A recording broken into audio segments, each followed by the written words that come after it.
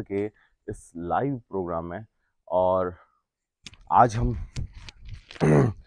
9 बजे के इस कार्यक्रम में आपसे चर्चा करने वाले हैं किस प्रकार से देश की राजनीति ने एक नया रुख इख्तियार किया है।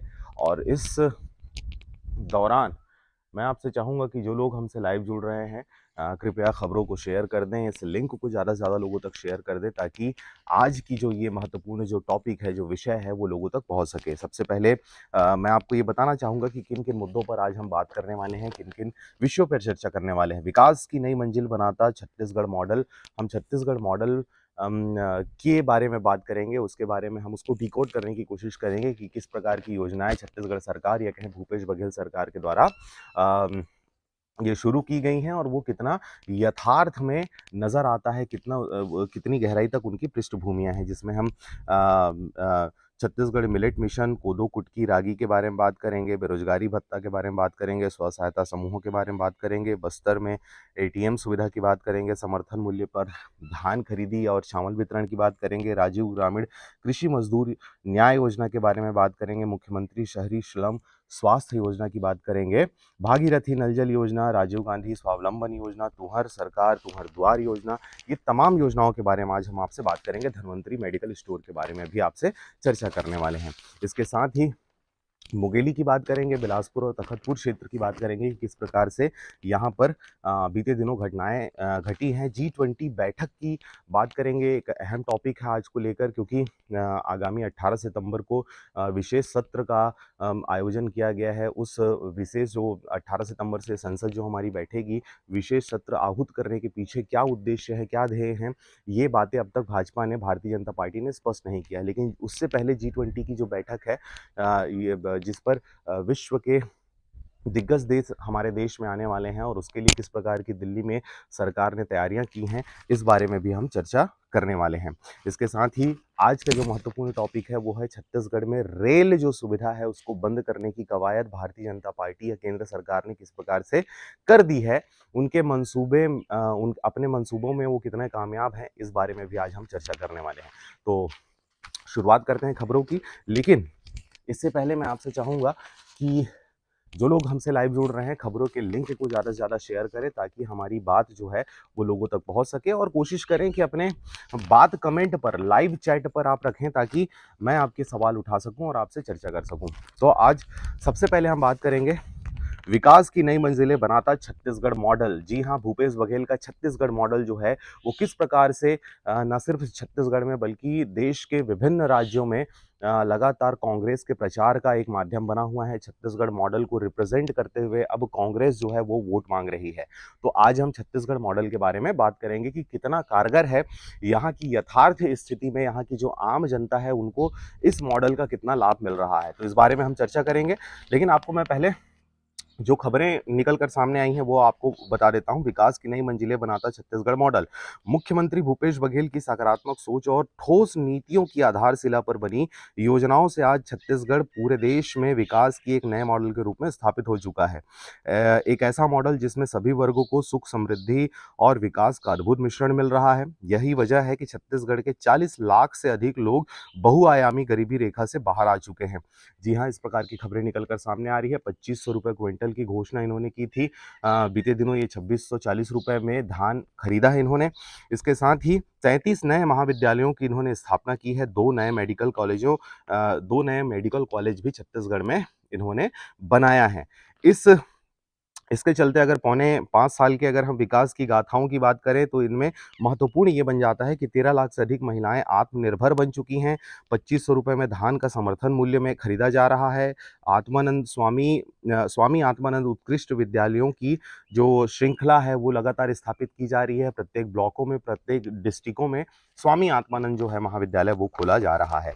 तो इनकी योजनाओं के बारे में बात करते हैं। भूपेश बघेल के क्रांतिकारी कदम से छत्तीसगढ़ बना एक मॉडल राज्य। जी हां, आपको बता दें कि प्रदेश में 21,000 करोड़ रुपए से अधिक का पूंजी निवेश कर 2,218 नए उद्योग स्थापित किए हैं इन्होंने। देखिए, उद्योगों की स्थापना से आम जो जनता है उसको बेनिफिट मिलता है, नहीं मिलता है वाली बात नहीं है, लेकिन डायरेक्ट बेनिफिट की अगर बात करें तो ये जो 21 करोड़ रुपए की राशि इन्होंने निवेश किया है, उसमें 2218 नए उद्योग जो स्थापित किए गए हैं, ये उद्योग आखिर किनके हैं? ये एक सोचने वाली बात होती है। 78,000 करोड़ रुपए का पूंजी निवेश से अभी और खुलेंगे रोजगार के अवसर। जी हाँ, ये कह रहे हैं कि रोजगार के अवसर अभी और खुलेंगे। जैसा कि आप जानते हैं कि पौने 4 साल की इनकी सरकार छत्तीसगढ़ में हो चुकी है। अब तक रोजगार की बात करें, बेरोजगारी दूर करने की बात करें, शराबबंदी की बात करें, बहुत सारे तमाम इनके जो वादे थे वो खोखले साबित हुए हैं। आज तक इन्होंने कंप्लीट नहीं किया। इन्होंने कर्जा माफी की घोषणा की थी, निसंदेह इन्होंने जो वादा किया था उसको पूरा तो नहीं किया, लेकिन पूरा करने की कोशिश इन्होंने जरूर की है। 100% कर्जा माफी नहीं हुई, लेकिन कर्जा कुछ हद तक किसानों का माफ किया गया था।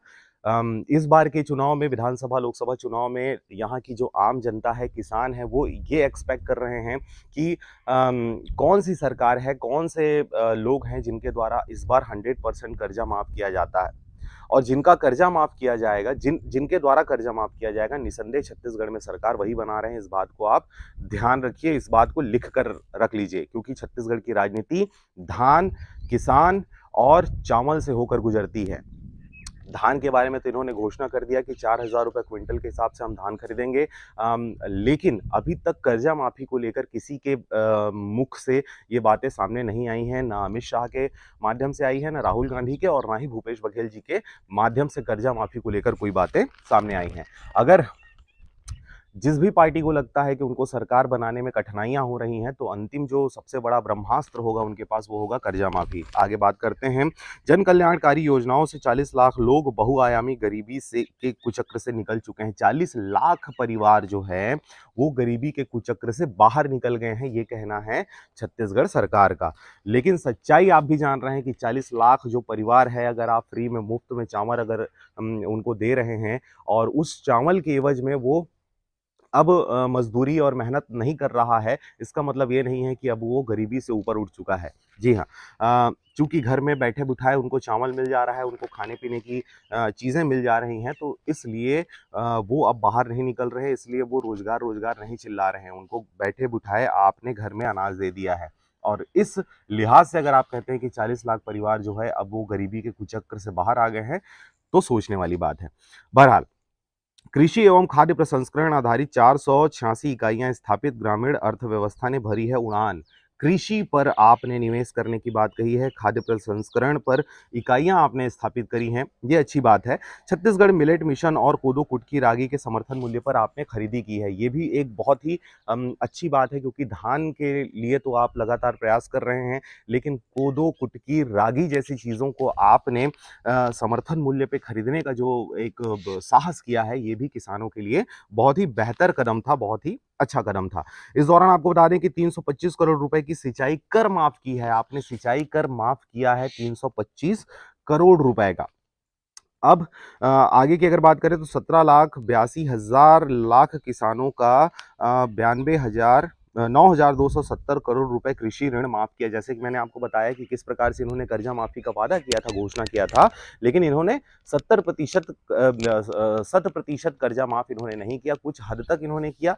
और प्राइवेट सेक्टर को छोड़कर सरकारी जो डिपार्टमेंट है या अर्ध सरकारी जो डिपार्टमेंट है, ऐसे बैंकों के कर्जा इन्होंने कुछ हद तक माफ किया था। आपको बता दें, इस दौरान बेरोजगारी भत्ते के रूप में करीब 1.25 लाख युवाओं को अब तक 147 करोड़ रुपए की सहायता राशि इन्होंने प्रदान की है।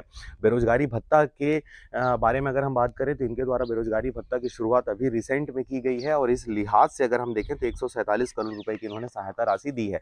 तो ये बेरोजगारी भत्ता का मिलना या पाया जाना या दिया जाना, ये किसी भी हद तक किसी राज्य, किसी देश, किसी युवा, किसी गांव, किसी बस्ती के लिए अच्छी बात नहीं है। ये हुआ कि आपको रोजगार उपलब्ध कराना था, बेरोजगारी दूर करनी थी, लेकिन आप जब रोजगार अवेलेबल नहीं कर पाए, आप बेरोजगारी दूर नहीं कर पाए, तो इस लिहाज से आपने उन उठते हुए आवाजों को, उन फैलते हुए आग को आपने एक तरह से रोकने में कामयाबी हासिल कर ली, बेरोजगारी भत्ता देकर। 2500 रुपए बेरोजगारी भत्ता का भी जो घोषणा आपने किया है, उस पर भी अभी सिर्फ 10 से 15% जो युवा बेरोजगार हैं उनके तक ये पैसा पहुंच रहा है। बाकी लोग आज भी बेरोजगारी भत्ता से कोसों दूर हैं। जी हाँ, इसके आगे हम बात करें छत्तीसगढ़ असंगठित कर्मकार राज्य सामाजिक सुरक्षा मंडल द्वारा संचालित योजनाएं। देखिए इतने गंभीर या इतने बड़े-बड़े शब्द वाली योजनाएं हैं, इन योजनाओं के बारे में आम जनता आज तक कभी सुनी नहीं, उनको कभी इन चीज़ों से मतलब ही नहीं रहा, क्योंकि आज तक सरकार इन योजनाओं को लेकर उन तक पहुँच ही नहीं सकी है। इस बारे में हम बात नहीं करेंगे। स्व सहायता समूह से 13 लाख से अधिक महिलाओं को रोजगार मिला। देखिए स्व सहायता समूह की अगर बात करें तो अब छत्तीसगढ़ में समूहों की संख्या लगातार बढ़ती जा रही है। हर गांव, हर ब्लॉक में, हर शहर में आपको ये स्व सहायता समूह मिल जाएंगे, स्कूलों में, आंगनबाड़ी में, और उन्हीं समूहों के माध्यम से अब सारी चीज़ों का क्रियान्वयन किया जा रहा है। चाहे मिड डे मील की बात करें, चाहे राशन वितरण की बात करें, चाहे गौठानों में समितियों की बात करें, चाहे वो आपके हर क्षेत्र में ये जो समूह हैं वो अब आगे आ रही हैं। ये अच्छी बात है कि महिलाओं के द्वारा बनाए गए समूह को किसी न किसी रूप में छत्तीसगढ़ सरकार के द्वारा काम दिया जा रहा है, और उस काम की एवज में उनको मेहनताना भी दिया जा रहा है। तो स्व सहायता समूह से 13 लाख से अधिक महिलाओं को रोजगार उपलब्ध किया गया है। गौठान और रीपा के माध्यम से आर्थिक गतिविधियां।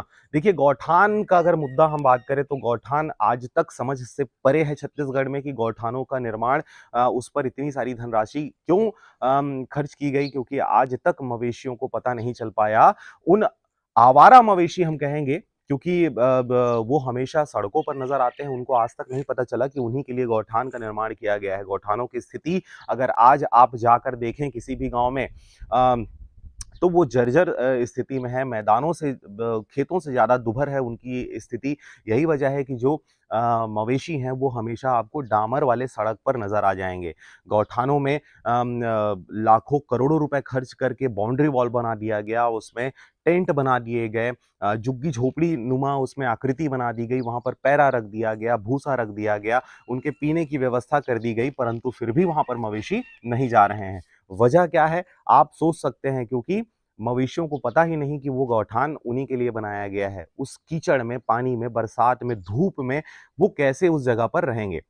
इस वजह से सड़क हादसे भी लगातार बढ़ रहे हैं। तो गौठानों में जो लाभ है वो मवेशियों को नहीं हो रहा, जिसके पीछे इनकी योजनाएं थी मवेशियों को लाभ देने की, उनको एक प्लेटफॉर्म देने की, उनको संग्रहित करने की, सुरक्षित करने की, उस पर ये नाकामयाब रहे हैं। गौठानों का सीधा जो लाभ है वो स्व सहायता समूहों तक जा रहा है, गौठानों के केयर टेकरों के ऊपर जा रहा है। गौठानों के लिए बनाए गए जो संगठन है, अध्यक्ष है, उपाध्यक्ष है, महासचिव है, कोषाध्यक्ष है, इन तक ये धनराशि पहुंच रही है। चाहे वो गोमूत्र खरीदने की बात हो, गोबर खरीदने की बात हो, चाहे कोई भी चीज उसके माध्यम से संचालित हो रहा है, उनकी सारी योजनाओं का जो लाभ है उस समिति के पास जा रहा है, ना कि उन मवेशियों के पास। इसके साथ ही आपको बता दें रीपा के माध्यम से बहुत अच्छे कार्य हो रहे हैं। रीपा के माध्यम से गोबर से पेंट बनाए जा रहे हैं, नाना प्रकार की चीजें रीपा के माध्यम से क्रिएट किया जा रहा है, जो कि क्रिएटिविटी को बढ़ावा देने की ओर छत्तीसगढ़ की ये एक अच्छी पहल है। इसके साथ ही बस्तर संभाग में 7 स्थानों में, सरगुजा संभाग में 3 जगहों पर नवीन शाखाएं खोली गई हैं, एटीएम की शाखाएं खोली गई हैं। जी हाँ, अगर हम एटीएम की बात करें तो आज भी आप तो बस्तर और सरगुजा क्षेत्र की बात कर रहे हैं, अगर हम बिलासपुर और बिलासपुर संभाग से जुड़ा हुआ मुंगेली, कवर्धा, पंडरिया की अगर बात करें तो इस क्षेत्र में आज भी ऐसे जगह हैं जहां पर एटीएम अवेलेबल नहीं है। 5 से 7 किलोमीटर की दूरी पर कोई भी एटीएम, 10 किलोमीटर आप कह सकते हैं, 10 किलोमीटर के दायरे में कोई भी एटीएम अवेलेबल नहीं है। दूसरी बात, चूंकि हमारा छत्तीसगढ़ बिलासपुर संभाग, मुंगेली जो क्षेत्र है, पंडरिया, कवर्धा जो क्षेत्र है, ये पूरा ग्रामीण इलाका है। यही वजह है कि यहाँ पे किसानों की संख्या ज़्यादा है। किसानों के खाते अमूमन जिला सहकारी बैंक में होता है। जिला सहकारी बैंक में वो धान का पैसा उनका आता है, बोनस का पैसा आता है, नाना प्रकार के जो सरकार द्वारा दी जाने वाली योजनाओं का जो लाभ वाला पैसा है वो उस बैंक में आता है। उसके एटीएम कितने हैं आप जरा सोचिए। किसानों को, आम जनता को बेनिफिट जिनसे होना है उस पर आप बगैर काम किए आप ऐसी चीज़ों का हवाला देते हैं जो किसानों से कोसों दूर होता है, आम जनता से कोसों दूर होता है। तो आप सोचिएगा अगर एटीएम का निर्माण की आप बात कर रहे हैं, 7 शाखाओं की सरगुजा और बस्तर में बात कर रहे हैं, तो इन क्षेत्रों की स्थिति जब इतनी दयनीय है तो सोचिए बस्तर और सरगुजा में 7 एटीएम खोल देने मात्र से क्या होगा। कहना यह है कि इस क्षेत्र में भी एटीएमओं की संख्या आपको बढ़ाई जानी चाहिए। गांव-गांव में एक एटीएम आपको स्थापित करनी चाहिए, ताकि जब बोनस का पैसा डले, जब धान की बिक्री करने के बाद खातों में पैसा डाला जाए, तो जिला सहकारी बैंकों में लंबी-लंबी कतारें लगाने की आवश्यकता ना पड़े। वहां पर आपको 5,000 10,000 रुपए की राशि निकालनी होती है, लेकिन 5-5 दिन 10-10 दिन आपको वहां पर जाके सवेरे से लाइन लगाना पड़ता है, लेकिन शाम तक आपका नंबर नहीं आता। इस दौरान आपका नंबर आने के लिए आपको वहाँ के गार्ड को, वहाँ के लोगों को आपको पैसा देना पड़ता है, जिसके आधार पर आपका पासबुक जो है वो वहाँ पर सबसे ऊपर रख दिया जाए और आपको वहाँ से धनराशि निकालने में सहायक हो। तो आप समझ सकते हैं कि एटीएम की आवश्यकता इस क्षेत्र में भी है। इसके साथ ही आपको बता दें कि समर्थन मूल्य पर अब 15 की जगह 20 क्विंटल प्रति एकड़ धान खरीदी करने वाली है सरकार। जी हाँ, अब इन्होंने ये स्पष्ट नहीं किया कि क्या 2023-24 का ये जो सत्र है, जिसमें अभी हम सितंबर माह में अभी उपस्थित हैं, कुछ एकाध 1.5 महीने के बाद यहाँ पे धान हमारा आने लग जाएगा और 1 नवंबर से धान खरीदी का समय होता है। तो क्या ये 1 नवंबर की धान खरीदी जो शुरू होने वाली है, इसी सत्र में हमको 20 क्विंटल धान देना है? इस बात को अभी तक स्पष्ट नहीं किया गया है, लेकिन सरकार, छत्तीसगढ़ सरकार के द्वारा ये कहा गया है कि 15 की जगह 20 क्विंटल धान हम आपका प्रति एकड़ लेंगे। इसके साथ ही कुछ योजनाएं हैं, जैसे युवा शक्ति का स्रोत बना राजीव युवा मितान क्लब। राजीव युवा मितान क्लब की अगर बात करें तो ये हर गांव में बनाया गया एक क्लब है, एक संस्था है और इस क्लब के माध्यम से युवाओं को जोड़ने का प्रयास है, कांग्रेस की शाखाएं बनाने का प्रयास है। इसके माध्यम से 1 लाख रुपए सालाना इनके खातों में डाला जाता है, एक संगठन बनाया जाता है, 20 से 40 युवाओं का एक ग्रुप होता है, जिसका नामकरण किया गया है राजीव मितान क्लब। इसके माध्यम से उन युवाओं के द्वारा क्रिएटिविटी को बढ़ाने के लिए, गांव में नाना प्रकार के कार्यक्रम ऑर्गेनाइज करने के लिए, नाना प्रकार के फेस्टिवल्स ऑर्गेनाइज करने के लिए सरकार के द्वारा 1 लाख रुपए इनके खातों में डाला जाता है और ये भी 25-25 के 4 हिस्सों में इनके खातों में डाला जाता है। तो आप सोच सकते हैं कि ये जो 25-25 के जो धनराशि है, 25,000 करके 4 बार ये डालते हैं उस राजीव युवा मितान क्लब के खातों में। उन खातों में आए हुए पैसों का हिसाब किताब रखने वाला कोई भी नहीं है। इनके द्वारा कार्यक्रम किया जाए या ना किया जाए, किस प्रकार से युवाओं को रिझाने का, युवाओं को अपंग बनाने का, युवाओं के सोच को केंद्रित करने का एक प्रोपेगेंडा है राजीव युवा मितान क्लब। आप देख सकते हैं कि अभी कुछ दिन पहले ही राहुल गांधी छत्तीसगढ़ के राजधानी आए हुए थे। वहां पर एक बहुत बड़ी भव्य जनसभा को उन्होंने संबोधित किया। इस संबोधन के कार्यक्रम के दौरान लोगों का आक्रोश भूख को लेकर इतना बढ़ गया, भूख और प्यास से लोग तड़पने लग गए कि राजीव युवा मितान क्लब के लोग ही स्वयं उनके जहाँ पर भोजन की व्यवस्था की गई थी, वहाँ पर कार्टून लूटते पाए गए। वहाँ पर नाश्ता की पेटियाँ, खाने की जो पेटियाँ हैं, उसको लूटते पाए गए। ये वीडियो सोशल मीडिया पर अवेलेबल है, आप जाकर देख सकते हैं। तो सोचने वाली यहाँ पर बात यह है कि आपको किस ओर, किस दिशा में जो सरकारें हैं, वो किस दिशा में आपको प्रोत्साहित कर रही हैं। तो ये राजीव युवा मितान जो क्लब बनाया गया है, इनको काम भी आपको पूरी जिम्मेदारी से दिया जाना चाहिए। आपने काम भी इनके सुपुर्द कर दिया है कि आप गांव में कोई ना कोई कार्यक्रम करते रहें, लेकिन उन कामों के बारे में इनको पता नहीं है। आज तक एक भी कार्यक्रम किसी भी राजीव युवा मितान क्लब के द्वारा नहीं किया गया, लेकिन इनको विगत 1 वर्षों से इनके खातों में पैसा आ रहा है। इन खातों में आए हुए पैसों का, ये जैसे पैसा आता है वैसे ही इन पार्टियों के द्वारा या इन झुंडों के द्वारा, इन क्लबों के द्वारा नदी के तराइन क्षेत्र पर, तालाबों के पार पर, खेत खलिहानों में बैठकर ये लोग पार्टी करते हुए नजर आ जाएंगे। जी हाँ, इसके साथ ही आपको बता दें कि जब भी कोई कार्यक्रम ऑर्गेनाइज किया जाता है कांग्रेस सरकार के द्वारा, तो इनका जो मेन जिम्मेदारी होता है वो गांवों से भीड़ इकट्ठा कर बसों के माध्यम से, ट्रकों के माध्यम से और जीप के माध्यम से वहां तक भीड़ इकट्ठा कर ले जाना, ये एक बड़ी जिम्मेदारी होती है। तो अब ये आप समझिए, ये आपके ऊपर है कि ये प्लस है या माइनस है। इसके साथ ही आपको बता दें, अनुसूचित जाति जनजाति व महिला वर्ग को उद्योग स्थापना में कई रियायतें दी गई हैं। देखिए, उद्योगों की स्थापना, जिसको हम लघु उद्योग बोलते हैं, इन उद्योगों की स्थापना के लिए एससी, एसटी, ओबीसी वर्गों के लिए बहुत सारे प्रावधान किए गए हैं, बहुत सारी छूट और रियायतें दी गई हैं।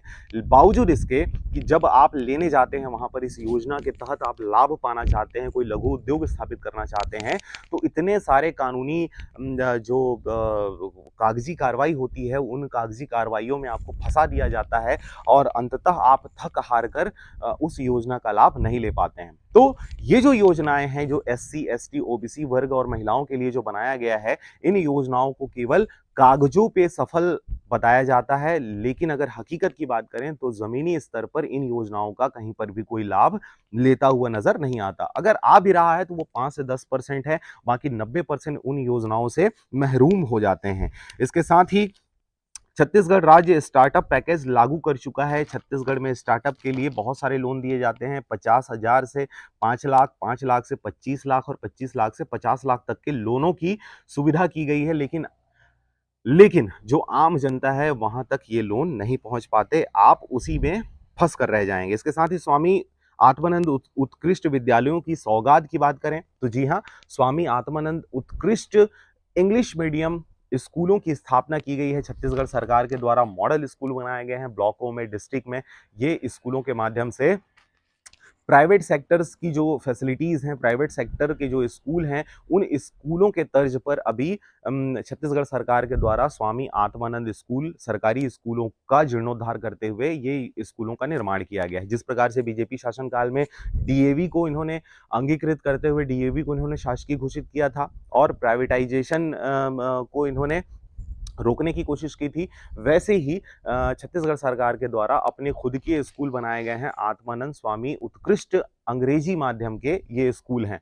इन स्कूलों के माध्यम से इस बार के जो रिजल्ट हैं छत्तीसगढ़ में खासे प्रभावित नजर आए हैं। आप जानते हैं कि किस प्रकार से जो डीएवी है, महर्षि है, इस प्रकार की जो बड़ी स्कूलें हैं, इन स्कूलों में इंग्लिश मीडियम में पढ़ने वाले छात्रों के जो परसेंटेज होते हैं वो काफ़ी कारगर होते हैं। उनकी शिक्षा से जुड़ा हुआ उनका मार्क्स होता है, वो जितने एबिलिटी, जितनी क्वालिटी उनके अंदर होती है, उसको रिप्रेजेंट करता है उनका मार्क्स। लेकिन अगर स्वामी आत्मानंद स्कूलों के रिजल्टों की बात करें तो इस दफ़ा जो प्राइवेट स्कूल जो लगातार अच्छा परफॉर्म कर रहे थे, उन स्कूलों के रिजल्ट के अपेक्षा स्वामी आत्मानंद स्कूलों का रिजल्ट मेरे ख्याल से 5 से 10 गुना ज़्यादा बेहतर आया है। अब ये बेहतर किस वजह से आया है, ये भी आप सोच सकते हैं। जिन चीज़ों पे सरकार का डायरेक्ट कॉन्टैक्ट होगा, डायरेक्ट उनको हैंडल करने की क्षमता होगी, तो उनको सरकार किसी न किसी प्रकार से प्रभावित करती है।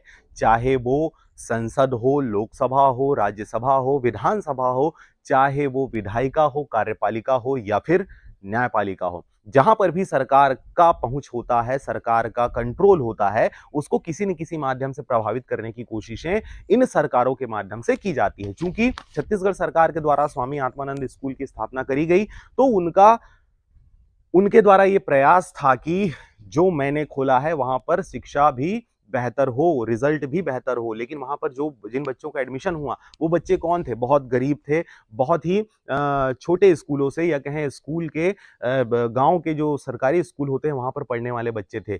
जब उनको उठाकर सीधा स्वामी आत्मानंद में जब डाला गया, तो वहां पर रिजल्ट का अच्छा आना बहुत ही जरूरी था। यही वजह है कि जो लगातार बेहतर परफॉर्म कर रहे थे, जो प्राइवेट सेक्टर्स थे, उनके अपेक्षा स्वामी आत्मानंद के रिजल्टों को बेहतर दिखाने की एक कवायद शुरू की गई। और यही वजह था कि इस बार जो मेधावी छात्र थे, जिनका लगातार परसेंटेज प्राइवेट सेक्टर में बहुत अच्छा आता था, इस बार खासा नीचे उनका ग्राफ गिरा है। और जो बच्चे सरकारी स्कूलों में पढ़ा करते थे और अब आत्मानंद में जिनको ट्रांसफर किया गया है, उनका रिजल्ट जो है इनके ग्राफ से खासा ऊपर गया है। तो ये भी सोचने वाली बात है कि आप दस्तावेजों के आधार पर अपना विकास और प्रगति और गति नहीं दिखा सकते।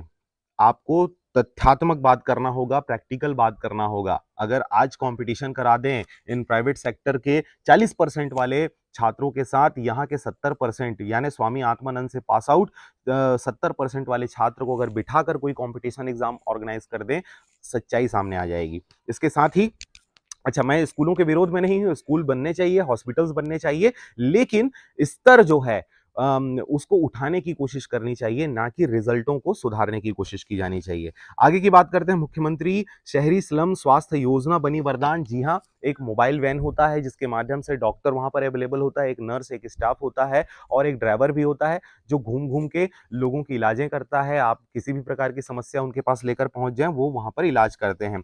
आज तक हमने इसका उपयोग या प्रयोग करके नहीं देखा, लेकिन ये गाड़ियां खड़े हुए हम लगातार जगह जगह पर देखते हैं। अब घर बैठे शासकीय दस्तावेज और प्रमाण पत्र बनाए जा रहे हैं। देखिए, सरकार के द्वारा शुरू की गई यह योजना जो दिल्ली में सबसे पहले आम आदमी पार्टी ने शुरू की थी, जहां पर सरकारी दफ्तरों में आपको जाने की आवश्यकता नहीं होगी। आपको जाति, आमदनी या फिर आय प्रमाण पत्र या किसी भी प्रकार का राजस्व से जुड़ा हुआ दस्तावेज आपको बनवाना है तो आपको सरकारी दफ्तरों का रुख करने की आवश्यकता नहीं है। आप टोल फ्री नंबर पर या ईमेल करेंगे या जो भी चीज करेंगे ऐप के माध्यम से, वहां का संबंधित जो ऑफिसर होगा वो तमाम तामझाम के साथ आपके घर में आपके बताए अनुसार वहां पर पहुंचेगा और वहां आपके घर में बैठकर आपकी समस्याओं का समाधान करेगा। इसी के तर्ज पर छत्तीसगढ़ सरकार के द्वारा घर बैठे शासकीय दस्तावेजों का दस्तावेज और प्रमाण पत्र बनाए जाने की अनुशंसा इन्होंने की थी। इस आधार पर आज तक तो किसी के गांव में कोई ऑफिसर आकर, कोई अधिकारी आकर इन प्रकरणों को समाधान नहीं किया है। लेकिन हो सकता है आगामी दिनों में ये भी देखने को मिले कि आपके घर में पटवारी आकर आपका गिरदावरी कर जाए या आपके जाति, निवास या आय प्रमाण पत्र, आपके जमीन जायदाद से संबंधित दस्तावेजों को वो तैयार कर कर चले जाए। लेकिन संभव नहीं है, पर होप हो जाए ऐसा। आगे अगर बात करें, राजीव गांधी ग्रामीण भूमिहीन कृषि मजदूर न्याय योजना। देखिए, राजीव गांधी ग्रामीण कृषि भूमिहीन जो मजदूर हैं उनको भी इनके द्वारा धनराशि दी जाती है। इस लिहाज से अगर आपके पास खेत खार जमीन जायदाद नहीं है तो भी से आपके खातों में पैसा आ रहा है, तो किस प्रकार से आपको बरगलाया जा रहा है पैसे दे दे के, चाहे वो 5 रुपए ही क्यों ना हो। अगर आपके खातों में पैसा आ रहा है तो ये सोचिए कि आप सरकार की आगोश में हैं। भागीरथी नल जल योजना की शुरुआत छत्तीसगढ़ सरकार के द्वारा करी गई, जिसके माध्यम से हर घर जल पहुंचाने की बातें सामने आई। पहले बोर किए जाते थे गांव-गांव में, जहां-जहां पर सरकारी भवन होते थे वहां पर बोर किए जाते थे। अब उन बोरों में पहले हैंडपंप लगाया जाता था। हैंडपंप में समस्याएं ये हुई कि बार-बार वो गिर जाता था, उसका हैंडल टूट जाता था, बोर में पानी सूख जाता था। यही वजह है कि अब उसको अपग्रेड करते हुए अब ट्यूबवेल किए जा रहे हैं तालाबों के किनारे, सरकारी भवनों के किनारे, और उन बोरों में अब ट्यूबवेल डालकर वहां पर पाइप निकालकर एक टंकी बनाई जाती है और उस टंकी के माध्यम से फिर पूरे गांव के जितने भी घर होते हैं वहां पर पाइप कनेक्शन दिया जाता है।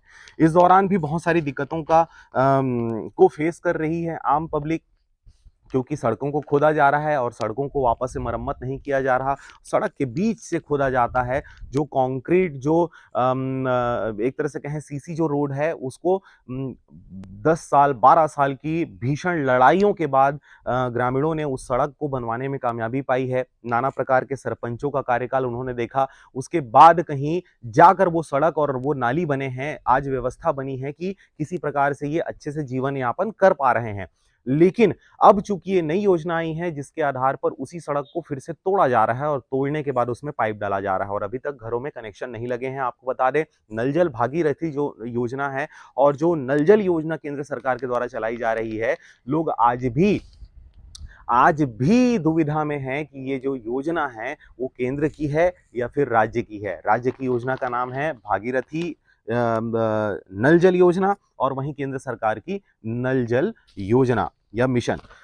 तो देखिए, इस आधार पर राजीव गांधी स्वावलंबन योजना भी संचालित की जा रही है। तुहर सरकार तुहर द्वार से निपटी है अनगिनत समस्याएं, ये कहना है सरकार का, लेकिन आज तक समस्याओं का निराकरण ग्रामीण क्षेत्रों में नहीं हुआ। कृषि एवं खाद्य प्रसंस्करण आधारित 486 इकाइयां स्थापित की गई हैं। Shri Dhanvantari generic medical store में रियायत दर पर मिल रही दवाएं। जी हाँ, एक ये बेहतर हुआ है कि सारी दवाइयां तो यहाँ पर नहीं मिलती, लेकिन जेनरिक जो दवाइयां हैं, जो आम चलन में जो होती हैं, बुखार की, सर्दी की, इस प्रकार की जो दवाइयां हैं, वो आपको 50% की छूट वाले दरों पर Dhanvantari medical generic medical store पर आपको अवेलेबल है। ये हर ब्लॉकों में स्थापित करने की कोशिश की जा रही है। अभी तो फिलहाल डिस्ट्रिक्टों में, कुछ ब्लॉकों में भी स्थापित की जा चुकी हैं।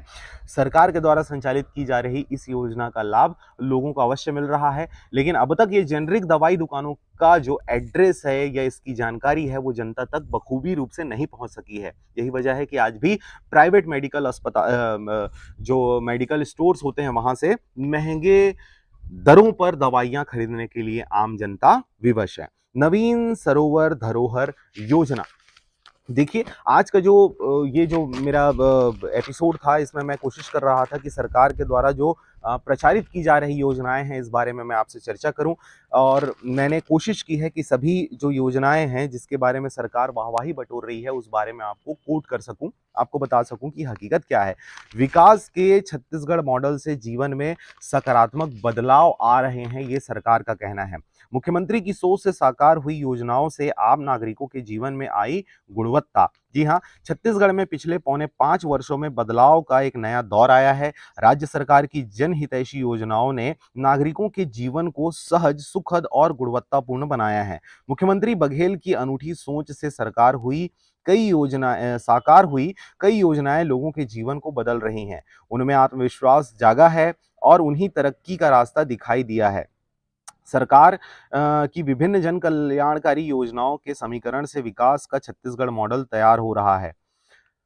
जिस प्रकार की बातें छत्तीसगढ़ सरकार के द्वारा अखबारों में छपवाई गई हैं, लेकिन मैंने आपको आपके सामने हकीकत परोसा है।